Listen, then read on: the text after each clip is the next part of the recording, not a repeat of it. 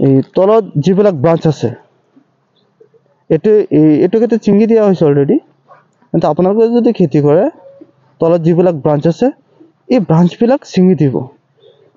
যদি ব্ৰাঞ্চবিলাক তলত ৰাখি দিয়ে তেনেহ'লে ওপৰৰ যিবিলাক ফল হ'ব তো সৰু সৰু সাইজৰ হৈ যাব।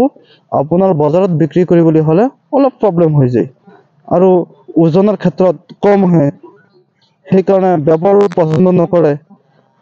মালটো গছত কম হয়, মানে সৰু সৰু হৈ যায়, বেছি হৈ যায়। সেইকাৰণে ওজনৰ সাইজ যোনটো সাইজ হ'ব লাগে সেইটো নহয়, যাৰ ফলত আপোনাৰ মালটো বিক্ৰী কৰোঁতে বহুত প্ৰব্লেম আহি পৰে। সেইকাৰণে ব্ৰাঞ্চবিলাক সদায় ছিঙি পেলাই দিব, ওপৰৰ ব্ৰাঞ্চবিলাক ৰাখি দিব। তেনেহ'লে কি হ'ব, আপোনাৰ টমেটোবিলাক একুৰেট সাইজ হ'ব আৰু বিক্ৰী কৰোঁতে বহুত ভাল লাগিব, দামো বেছি পাব। এইটো কাম কৰি দিব। আজি আমি আহিছোঁ চামগুৰি এটা খেতিত। এইটো টমেটো লগাইছে, এইটো টমেটো আমাৰ পৰাই লগাইছে। কি ধুনীয়া হৈছে, আপোনালোকে চাই আছে টমেটোৰ খেতিখন। যিসকল কৃষক টমেটো লগাব বিচাৰে, মানে ভাল এটা খেতি কৰিবলৈ হ'লে আধুনিক পদ্ধতিত কৰিব লাগিব। যদি আধুনিক পদ্ধতিত নকৰে খেতিবিলাক ভাল নহয়। যিসকল কৃষকে খেতি কৰিব বিচাৰে আধুনিক পদ্ধতিত এনেকৈ কৰিব লাগিব। আপোনাৰ বেটৰ সাইজ, মালচিং কেনেকৈ দিব লাগিব, বেট কিমান ওখ দিব লাগিব, ড্ৰেইন কেইফুট দিব লাগিব, গোটেইখিনি কথা জানিব লাগিব। তেনেহ'লেহে আধুনিক পদ্ধতিত কৰিব পাৰিব। এটাৰ গছৰ পৰা আনটো গছ কিমান ডিষ্টেঞ্চ দিব লাগিব সেইটো কথা জানিব লাগিব। আৰু গছবিলাক লগোৱাৰ সময়ত কি কি সাৰ ব্যৱহাৰ কৰিব লাগিব। মেইন কথাটো হ'ল সাৰ কি কি ব্যৱহাৰ কৰিব। যিকোনো সাৰ দিলে নহ'ব, আমাৰ মাটি চাই পিনি সাৰ দিব লাগে। আজি ধৰি লওক ইয়াত বিলাহী লগাইছে, বিলাহীত বহুত প্ৰব্লেম আহে। মেইন এটা প্ৰব্লেম আহে, আপোনালোকে জানে, লেট ব্লাইট। এইটো ডাঙৰ এটা প্ৰব্লেম হয়। এনেও আৰু প্ৰব্লেম আহে, ডাইবেক আহে, ডাম্পিং অফ আহে, কিন্তু মেজৰ যোনটো প্ৰব্লেম সেইটো হৈছে লেট ব্লাইট। সেই লেট ব্লাইটটো কণ্ট্ৰল কৰিব লাগিব। সেইটোৰ কাৰণে এনেই কৰি থ'লে নহ'ব, আধুনিক পদ্ধতিত কৰিব লাগিব।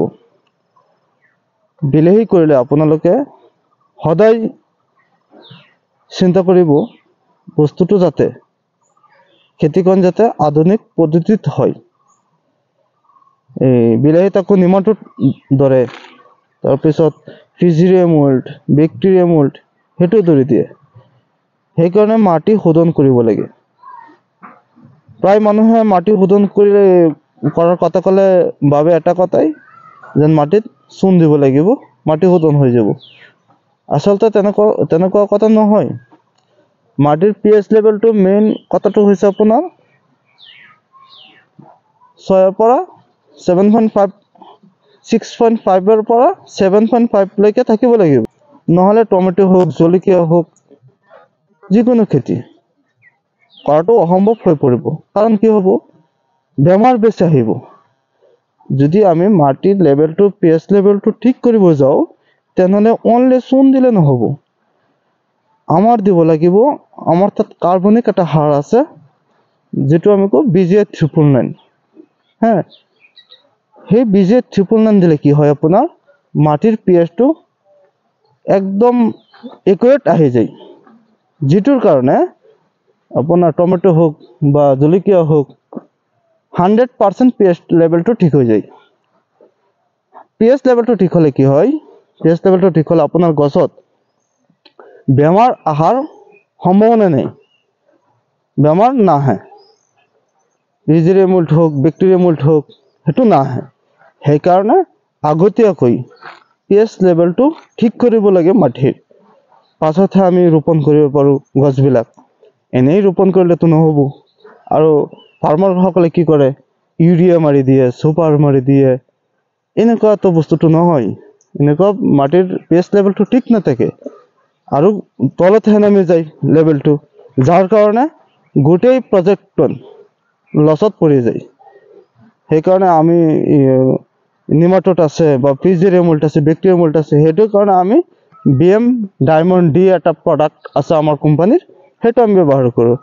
এইটো ব্যৱহাৰ কৰিলে কি হয়, BM ডায়মণ্ড ডি যিটো আছে, এইটো ব্যৱহাৰ কৰিলে 100% নিমাটোড কণ্ট্ৰল হয় আৰু ফিজিৰিয়াম মল্ট, বেক্টেৰিয়াম মল্ট খেতিত নাহে। একদম 100% চিয়ৰ এইটো ৰিজাল্ট। আপোনালোকে খেতি কৰিলে চাব কেনেকুৱা ৰিজাল্ট হয়। আপোনালোকে চাই আছে খেতিখন কি ধুনীয়া হৈছে। খেতিখন আমি ইয়াত যি বস্তু লাগে গোটেইখিনি বস্তু প্ৰভাইড কৰি দিছোঁ যাতে খেতিখন ভাল থাকে। তাত ফ্লাৱাৰিং ষ্টেজ আৰম্ভ হৈছে, চাইছে কি ধুনীয়া হৈ আছে। মাজে মাজে ইয়াত বিলাহীও, মাজে মাজে ইয়াত টমেটো হৈ আছে, কি সুন্দৰ হৈ আছে খেতিখন। এটা গছও কোনো ডিচিজ অহা নাই এতিয়ালৈকে। মই ভাবোঁ যে এইটো খেতিত আৰু কোনো ধৰণৰ প্ৰব্লেম নাথাকে। আৰু এটা কথা, আৰু লগতে যিসকল কৃষকে যিকোনো খেতি কৰে, মাটি, মই আগতে কৈছোঁ মাটিটো ভালকৈ শোধন কৰিব। যদি কাৰোবাৰ দৰকাৰ পৰে যে BM ডায়মণ্ড ডি বা BJ 999, আমাৰ তাত আছে ট্ৰাইকোডাৰ্মা, সেইটো ব্যৱহাৰ কৰিব লাগে পচনৰ কাৰণে। ট্ৰাইকোডাৰ্মা যোনটো মাৰ্কেটত আহে সেইটো বেলেগ, আমাৰতো 100% ৰিজাল্ট হয় যিটো ট্ৰাইকোডাৰ্মা আমাৰ আছে। এইটো BJ 999 2 কেজি পেকেট আহে আমাৰ, সেইটো একদম 100% ৰিজাল্ট সেইটো। যদি কোনোবা কাষ্টমাৰ, যদি কোনোবা কৃষক ভালকৈ এখন খেতি কৰিব বিচাৰে, তেনেহ'লে আমাৰ লগত যোগাযোগ কৰিব। যিকোনো খেতি কৰক, টমেটোই হওক, জলকীয়াই হওক, কেপচিকামেই হওক, অমিতাই হওক, ধান খেতি হওক, যিকোনো খেতি কৰে, যাতে বিজ্ঞান পদ্ধতিত, আধুনিক পদ্ধতিত যাতে খেতিখন কৰিব বিচাৰে, তেনেহ'লে আমাৰ কোম্পানীৰ লগত যোগাযোগ কৰিব। আমাৰ টিম আছে, আপোনাৰ লগত যোগাযোগ কৰি কেনেকৈ খেতিখন কৰিব লাগিব, কেনেকৈ খেতিখন হাল মাৰিব লাগিব, কেনেকৈ বেড বনাব লাগিব, কেনেকৈ মালচিং দিব লাগিব, কেনেকৈ গছ লগাব লাগিব, গোটেইখিনি বস্তু A to Z বুজাই দিয়া হ'ব। লগতে আপুনি যি খেতি কৰি নহওক, ফাৰ্ষ্টৰ পৰা লাষ্টলৈকে আপোনাৰ লগত থাকি কি দিব লাগিব যাতে কোনো ধৰণৰ লছ নহয়, ফুল ছাৰ্ভিচ দিয়া হ'ব আমাৰ কোম্পানীৰ ফালৰ পৰা। আপোনাৰ লগত যোগাযোগ কৰিলেই হ'ল। ঠিক আছে, ধন্যবাদ।